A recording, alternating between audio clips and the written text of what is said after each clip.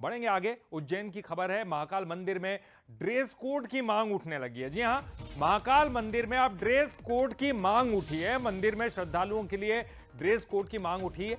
एक बार फिर से देखिए, यह स्थान ईश्वर की आराधना का स्थान है। पुरोहित का कहना है भगवान के मंदिर में नियमावली लागू होनी चाहिए, यानी कि यहाँ कोई खास ड्रेस कोड होना चाहिए। चूंकि ईश्वर का स्थान है, आराधना का स्थान है, इसलिए भगवान के मंदिर में कोई नियमावली लागू होनी चाहिए ड्रेस को लेकर। तो एक बार फिर से ड्रेस कोड की मांग उठी है यहाँ से, मंदिर से। इससे पहले भी इस तरह की मांगे उठी हैं और पुरोहित का ये कहना है कि यह स्थान चूंकि ईश्वर की आराधना का स्थान है, इसलिए यहाँ कुछ खास नियमावली लागू होनी चाहिए ड्रेस को लेकर। यही ड्रेस कोड महाकालेश्वर मंदिर में भी लागू होना चाहिए। वैसे तो लागू है, गर्भगृह के अंदर जो है पोशाकधारी ही जाते हैं, जिसके अंदर बनियान भी ऊपर नहीं रहता है और नीचे जो है सोला या धोती गमछा पहन कर के अंदर जाते हैं गर्भगृह में। ऐसा पहले नियम था आम श्रद्धालुओं के लिए। आज जो है ये बड़ा शरीर और छोटे कपड़े, ये जो है यहाँ पर अच्छा नहीं दिखता।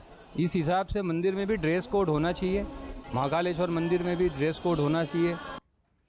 और चलिए इस पर ज्यादा जानकारी के लिए बात करेंगे। हमारे साथ हमारे सहयोगी संदीप वस्त जुड़ गए हैं। संदीप, ये एक ज्योतिर्लिंग है और महाराष्ट्र में एक ज्योतिर्लिंग ऐसा है नासिक के पास में, वहां भी जो है एक ड्रेस कोड लागू है। ये कह सकते हैं कि ऊपर के वस्त्र नहीं रहते हैं, धोती में सिर्फ अंदर जाना होता है, कुछ इस तरह की व्यवस्था लागू है।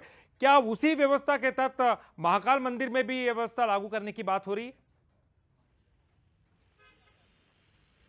और जी ललित जी, देखिए मैं आपको ये बताऊं, महाकाल मंदिर में जो गर्भगृह है वहां पर के लिए ड्रेस कोड पहले से लागू था। एक समय पहले, आज से 1 साल पहले, जब आम श्रद्धालुओं का गर्भगृह में प्रवेश कुछ आवर्स के लिए जल चढ़ाना है, तो उसके लिए ड्रेस कोड था, जिसमें पुरुष को नीचे सोला पहनना होता है और ऊपर बनियान वगैरह कुछ भी नहीं रहता है। इसी तरीके से महिलाओं के लिए साड़ी रहती थी, लेकिन ये व्यवस्था गर्भगृह में जाने की थी। साथ ही साथ जब गर्भगृह में जो दिन भर भस्म आरती के बाद का समय रहता था, उसमें भी अगर विशेष जो टिकट, उस समय 1500 रुपए की टिकट पे 2 लोगों का प्रवेश अलाउ था। जब ये व्यवस्था थी आज से 1 साल पहले, तब तक ये ड्रेस कोड जो है ये सिर्फ गर्भगृह के लिए, बाकी जो मंदिर में बैरिकेड से दर्शन होते हैं, नंदी ग्रह से दर्शन होते हैं, उसमें आज की तारीख में कोई दर्शन को लेके कोई भी रेस्ट्रिक्शन नहीं है, कोई ड्रेस कोड नहीं है, कोई प्रतिबंध नहीं है। लेकिन अब पंडित पुजारियों की यह कहना है कि चूंकि एक ये मंदिर है, स्थान है आराधना का, यहाँ फैशन का स्थान नहीं है, तो इसलिए एक ड्रेस कोड पूरे मंदिर में प्रवेश पर होना चाहिए।